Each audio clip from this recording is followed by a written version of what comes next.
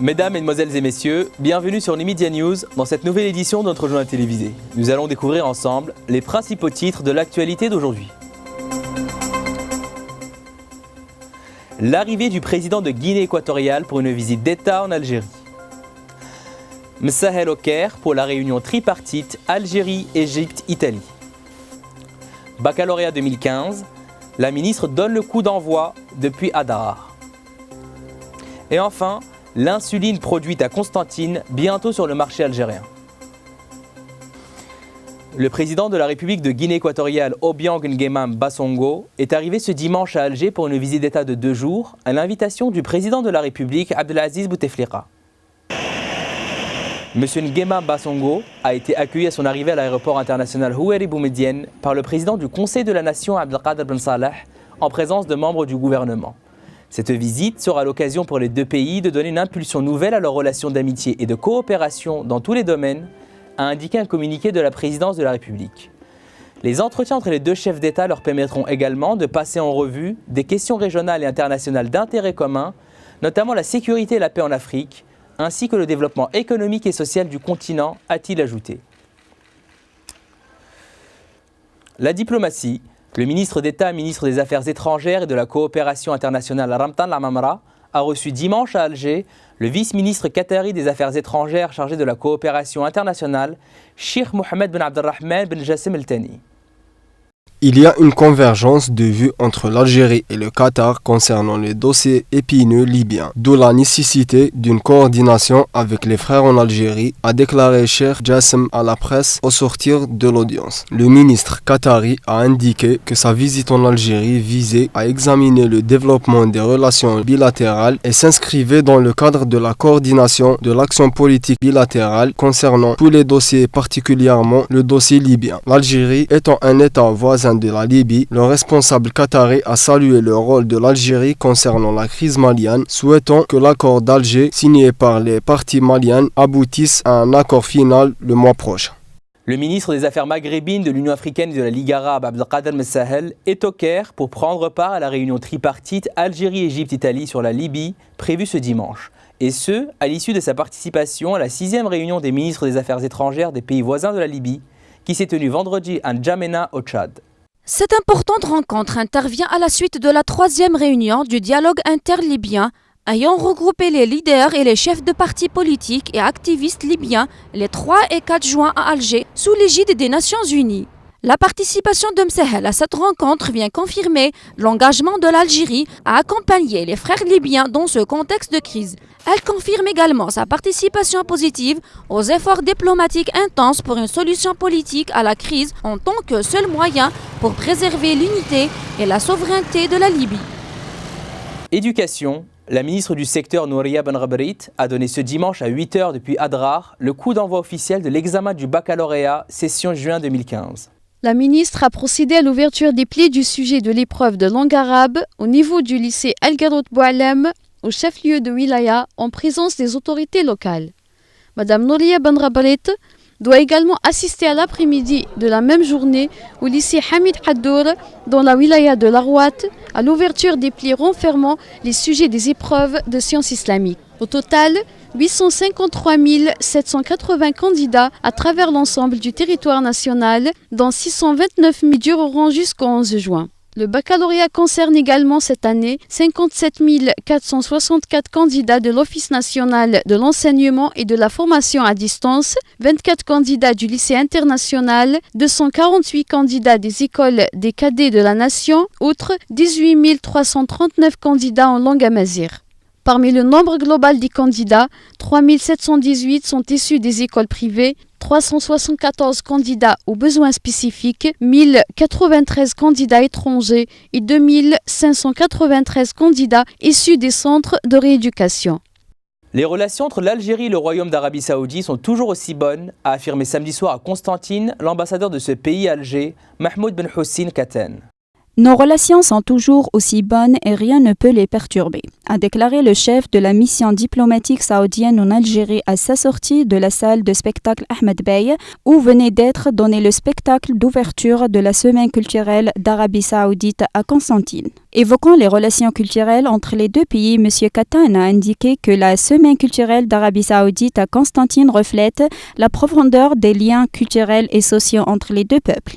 Ce genre de rendez-vous offre une meilleure visibilité sur la richesse et la diversité culturelle de l'Arabie Saoudite et permet au public algérien de découvrir des pans entiers de l'histoire du royaume. A encore indiqué M. Katan, soulignant que ce déplacement à Constantine a permis aux Saoudiens membres de la délégation qui participent à la semaine culturelle ainsi qu'aux diplomates qui les accompagnent de découvrir non seulement la ville et son histoire, mais aussi la richesse et la diversité du patrimoine algérien.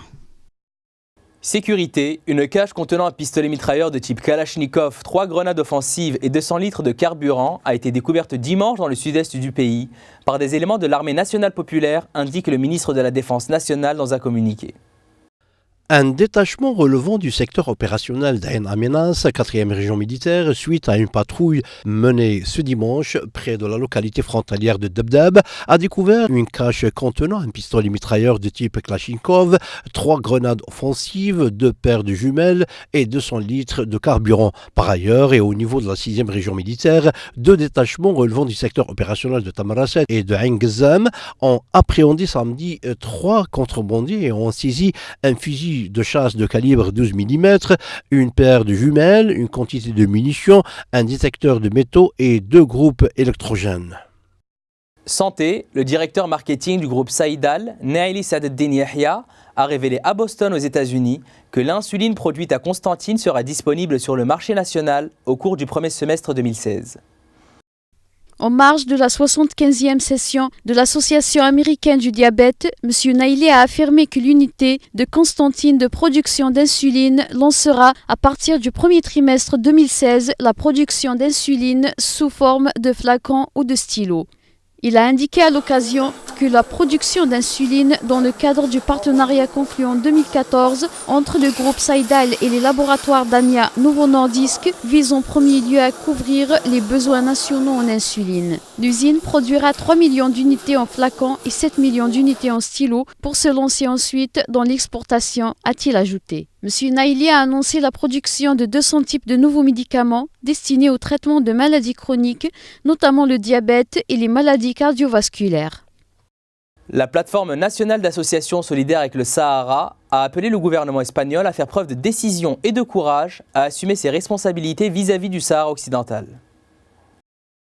Dans un communiqué publié sur une réunion de haut niveau hispano-marocaine tenue ce samedi à Madrid, le collectif pro-sahraoui a demandé à l'Espagne de s'impliquer de manière décisive dans la recherche d'une solution politique qui reconnaît les droits légitimes du peuple sahraoui et de ne plus céder au chantage du Maroc et de cesser d'éviter de parler de la décolonisation du Sahara occidental. Selon ce collectif d'associations cité par l'agence de presse sahraoui SPS, il s'agit d'un problème de responsabilité commune qui fera tant qu'il dure que les relations entre les deux pays soient basées sur le chantage et la méfiance. CEAS Sahara a rappelé que le Maroc ne ménagera aucun effort pour traîner l'Espagne dans un scénario permanent de violation de l'égalité internationale et de violation des droits de l'homme, comme c'est le cas dans le drame de la citoyenne sahraoui Takbar Hadi, qui est en grève de la faim depuis plus de 21 jours devant le consulat du Maroc à Las Palmas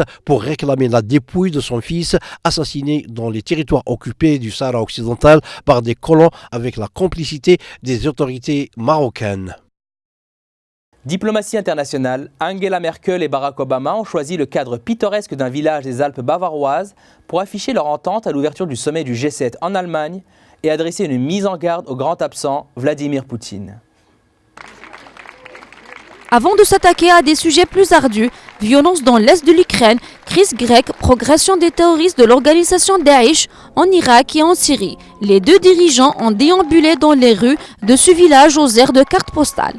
En allant à la rencontre des villageois, la chancelière et le PT entendaient aussi atténuer l'image d'un sommet de dirigeants de pays riches qui discutent à l'écart, loin de toute contestation. Les opposants au G7 ont dénoncé le déploiement policier massif autour de l'hôtel de luxe qui abritera les discussions, avec la mise en place d'une zone interdite de plusieurs kilomètres carrés. Plus de 22 000 policiers ont été mobilisés. En Turquie, pour le président Recep Tayyip Erdogan, la participation est élevée. C'est un bon signe pour la démocratie, s'est réjoui le chef de l'État en votant à Istanbul. La Turquie montre des signes de stabilité et de confiance.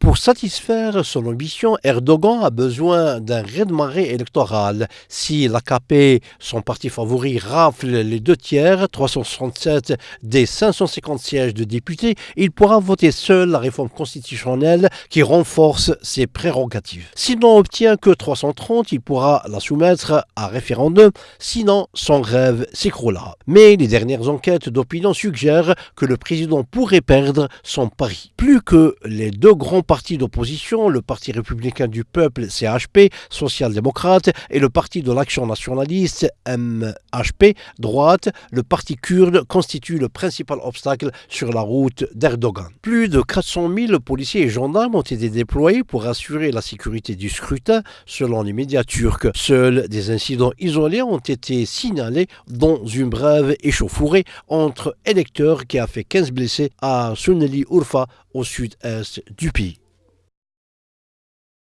En Irak, les forces gouvernementales regagnent du terrain face au groupe terroriste Daesh dans la ville de Baïji au nord du pays, qu'elles tentent de reconquérir pour la 2e fois, ont indiqué des officiers. Bagdad avait repris l'an dernier le contrôle de Baïji situé sur la route montant à la grande ville de Mossoul, sous contrôle de Daesh et pris de la plus grande raffinerie du pays, mais là de nouveau perdu depuis. Selon l'officier, les forces irakiennes bombardent les repères des terroristes dans la ville à coups d'obus de mortier. Un colonel de police a confirmé que les forces gouvernementales gagnaient du terrain, précisant qu'elles contrôlaient le centre et étaient en train d'avancer vers les quartiers nord de la ville. L'armée s'efforce aussi de chasser l'œil de la raffinerie de Baïji, un vaste complexe proche de la ville qui produisait avec le conflit 3000 bris par jour, produits raffinés couvrant la moitié des besoins du pays. Au Yémen, la coalition arabe sous commandement saoudien a intensifié ses raids dimanche, visant un QG militaire aux mains des rebelles dans la capitale Sanaa, en faisant au moins 45 morts, dont 20 civils victimes d'explosions collatérales. L'Arabie saoudite, qui avait intercepté en vol samedi un missile Scud tiré vers son territoire par des rebelles yéménites, le premier en 10 semaines de guerre, a bombardé le siège du commandement général de l'armée au cœur de la capitale. Au moins 4 frappes aériennes ont visé le site, contrôlé par les Houthis et leurs alliés, des militaires restés fidèles à l'ancien président. Ces raids ont provoqué des explosions qui ont endommagé des maisons voisines et poussé des familles à fuir le quartier. Au moins 20 civils et 25 soldats et officiers ont été tués dans ces frappes, a déclaré à l'AFP une source médicale. Un bilan proche de 44 morts a été annoncé par les rebelles. Au Luxembourg ce dimanche, les citoyens sont appelés aux urnes pour accorder ou non le droit de vote aux étrangers. En cas de victoire du oui, le Grand-Duché serait pionnier au sein de l'Union européenne. Joe ou ni. Lors de ces référendums, les électeurs luxembourgeois sont également appelés à répondre par oui ou par non à l'abaissement de l'âge légal à 16 ans, à la limitation de la durée des mandats ministériels et surtout au droit de vote des étrangers. Une dernière question qui concentre à elle seule tous les débats. Avec plus de 44% de résidents étrangers, le Luxembourg est l'un des pays où le nombre d'habitants immigrés est le plus élevé. Au Mexique, à la veille d'un scrutin législatif et local, des affrontements entre membres de milices d'autodéfense ont fait au moins 10 morts dans le sud du pays. Le gouvernement a déployé des forces de l'ordre pour garantir la sécurité du scrutin. Alors que les Mexicains sont appelés aux urnes pour désigner ce dimanche 500 députés fédéraux, 9 gouverneurs ainsi que 900 conseillers municipaux, des affrontements ont fait au moins 10 morts samedi dans le sud du pays. Ramón Navarrete, le président de la Commission des droits de l'homme de l'État de Guerrero, l'un des plus violents du Mexique, a indiqué que des membres de son agence avaient dénombré 10 corps et qu'il soupçonnait 3 autres victimes tuées dans la ville de Xolapa. Ces violences ne semblent toutefois pas liées aux élections locales et législatives de ce week-end, mais à des tensions entre les membres d'une même milice d'autodéfense baptisée Front Uni pour la sécurité et le développement de l'État de Guerrero, fustigent au sujet du contrôle d'un territoire. 6 groupes sont autorisés à faire respecter l'ordre public parmi les communautés indigènes. En France, 2 hommes ont été arrêtés ce dimanche en banlieue de Paris dans le cadre de l'enquête sur les complicités éventuelles de l'Algérien Sid Ahmed Rlem, inculpé d'assassinat et de projet d'attentat en avril contre une église. Les 2 hommes, âgés de 35 et 39 ans, ont été placés en garde à vue vers une mesure pouvant durer jusqu'à 96 heures dans le cadre d'une enquête pour association de malfaiteurs en relation avec une entreprise terroriste, a précisé une source judiciaire. Dans le domaine aérospatial, quand SpaceX essaie de récupérer en mer le premier étage de sa fusée Falcon 9, mais rien que le premier étage, Airbus imagine lui une Ariane 6 100% réutilisable ou presque. L'ex-EADS a développé ce vendredi 2 projets menés dans le plus grand secret depuis plus de 5 ans et a même de renvoyer son concurrent américain dans les cordes en matière d'innovation. Il y a de quoi. Aussi simple dans leur concept qu'envoûtant à imaginer, ces 2 concepts laissent entrevoir une rupture sans précédent dans les technologies de lanceurs, même si tout cela reste encore à un stade très précoce. Aux États-Unis, Richard Matt et David Sweet, incarcérés pour meurtre dans la prison la plus sécurisée de l'État de New York, se sont échappés dans la nuit du 5 au 6 juin. Ils sont encore recherchés par les autorités. Personne ne s'était jamais évadé de cette partie de la prison de Clinton, la mieux sécurisée de l'État de New York, et ce depuis sa création en 1865. C'est pourtant ce qu'ont réussi à faire Richard Matt et David Sweet, 2 hommes incarcérés pour meurtre avec une méthode aussi vieille que le système carcéral. Ils ont creusé des trous dans les murs de leurs cellules, puis se sont fait la belle via le système d'aération du bâtiment. C'est la fin de ce journal. Merci de nous avoir suivis dans cette édition et à demain sur les antennes de Media News.